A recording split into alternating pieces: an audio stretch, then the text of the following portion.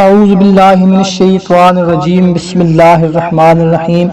معزز خواتین حضرات، السلام علیکم ورحمۃ اللہ وبرکاتہ۔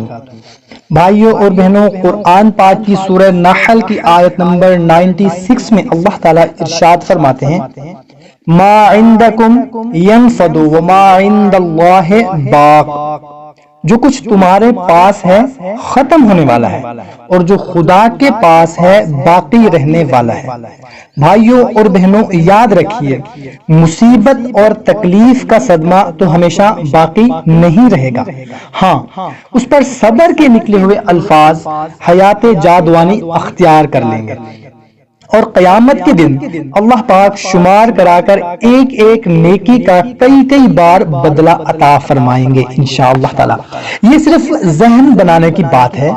اگر ہم اپنا ذہن اس طرح بنا لیں کہ جو کچھ غم یا خوشی آئے اللہ تبارک و تعالی کے ذکر کے ساتھ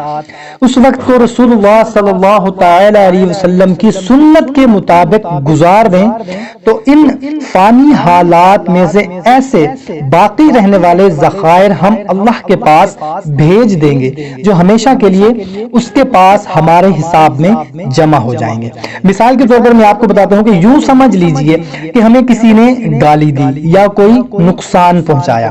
تو نہ وہ گالی ہمیشہ باقی رہے گی اور نہ نقصان ہمیشہ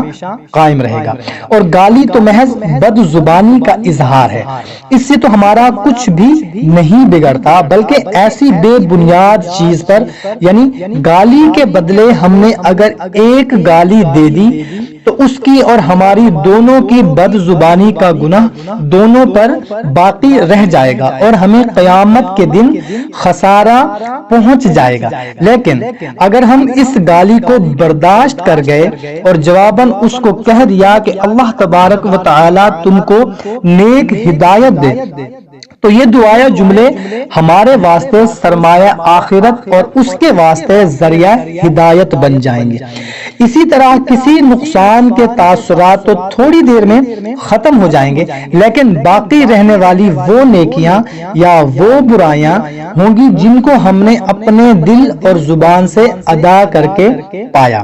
بزرگان دین کا قاعدہ تھا کہ جب کوئی خوشی یا صدمہ آتا تو نوافل پڑھتے اور اللہ تعالیٰ کا ذکر کرتے تھے، اور یہی چیز اللہ تعالیٰ کے پاس باقی رہنے والی ہے۔ اب اگر ہمیں اس کا یقین ہو جائے کہ گالی سن کر یا نقصان اٹھا کر جو ذرا سی دیر میں ختم ہو جانے والا ہے، ہمارے صبر کرنے سے اللہ تعالیٰ کے یہاں اتنا بڑا بدلہ ملنے والا ہے، تو ہم بڑے سے بڑے نقصان پر بھی اس کا شکر ادا کریں اور صابر ہو جائیں۔ اس کی مثال اس طرح ہے کہ دنیا کو کوئی بڑا حاکم ہمیں بلائے اور ہمارے لیے سامان آراستہ ہو، اراکین حکومت ہمیں لینے کے لیے باادب حاضر ہو، اور راستہ میں کوئی شخص ہمیں گالی دے دے تو بدلہ لینا تو کیا ہم اس کی گالی کو شمار بھی نہیں کریں گے، چونکہ ہمارے سامنے وہ عزت، وہ مرتبہ ہے کہ اگر ہم اس وقت اس گالی دینے والے کی طرف توجہ بھی کریں گے تو ہمارا قیمتی وقت ضائع ہو جائے گا اور توجہ دوسری طرف ہو جائے گی۔ اس پر نہ تو ہم منہ بنائیں گے اور نہ غصہ ہوں گے، اور نہ ہی اس کی گالی کا کوئی خیال دل میں لائیں گے، اس کی طرف دیکھنا بھی گوارا نہ کریں گے، بلکہ اپنے چہرہ پر اور بھی مسکراہٹ اور تشکر کا اظہار پیدا کریں گے کہ سامنے عظیم ہستی ہمارے استقبال میں ہے۔